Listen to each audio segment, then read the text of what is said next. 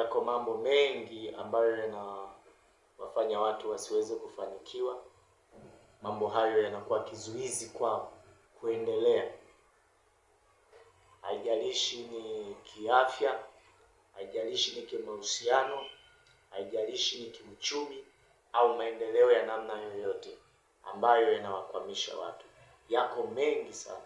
Lakini leo nitazungumzia jambo moja ambalo limekuwa ni kawaida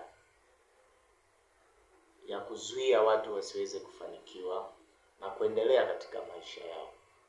Jambo la kwanza kabisa ambalo naweza nikazungumzia hapa ni kufuata matakwa na sio mahitaji. Jambo ambalo kati ya mambo mengi ambayo yanawafanya watu wasiweze kufanikiwa ni kufuata matakwa badala ya mahitaji. Mahitaji ni mambo ya msingi na ya lazima yanayomhitaji mtu awe nayo, aidha anapenda au hapendi. Maana sio kila kitu ambacho unachokipenda kinaweza kukusaidia katika maisha yako. Sio kila kitu unachokipenda kinaweza kuwa kina manufaa katika maisha yako. Vingine tunavipenda, vinakuja kutuharibu, vinakuja kutupotezea muda, vinakuja kututoa kabisa katika ramani. Kwa hiyo sasa mahitaji ni mambo ya msingi na ya lazima, aidha unapenda au haupendi, inatakiwa uwe nayo ili uweze kufanikiwa, aidha kiafya, aidha kielimu, aidha kiuchumi, aidha kihuduma au kwa namna yoyote ile. Lakini tunaweza tukazungumzia matakwa. Matakwa ni matamanio au mapendekezo ambayo si lazima mtu aweze kuwa nayo. Hata kama hayapo, maisha yanaweza kuendelea. Let's say mfano kwamba kwenye vyakula, kuna vyakula ambavyo mwanadamu anavihitaji ili kuboresha afya yake, lakini kuna vyakula ambavyo mtu anavipenda kwa mapenzi yake mwenyewe. Yani hayo ndio matakwa, kwa matakwa yake mwenyewe.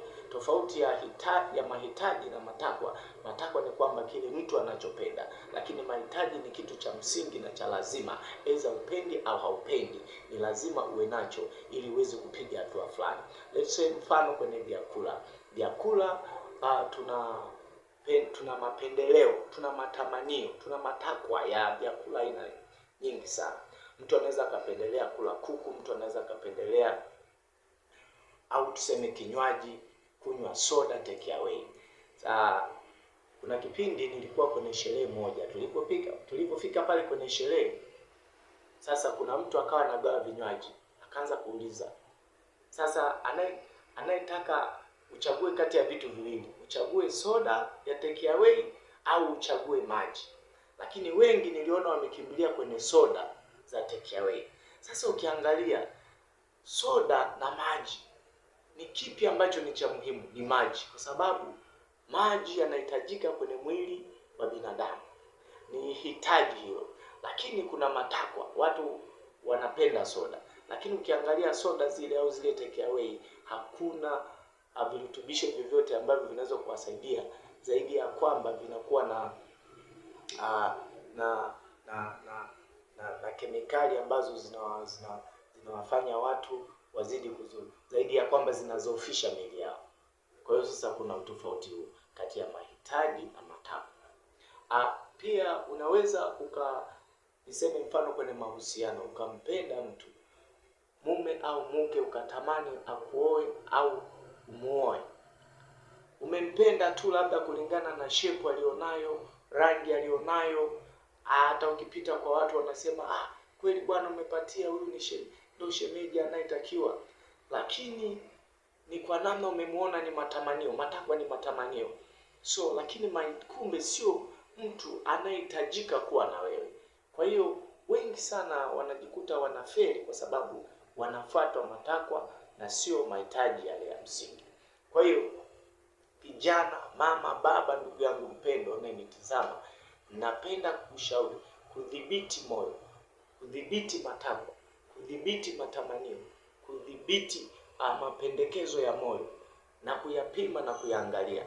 Lakini pia kitu kingine, mahitaji yale ya msingi tumeyabadilisha, yamekuwa kama matakwa.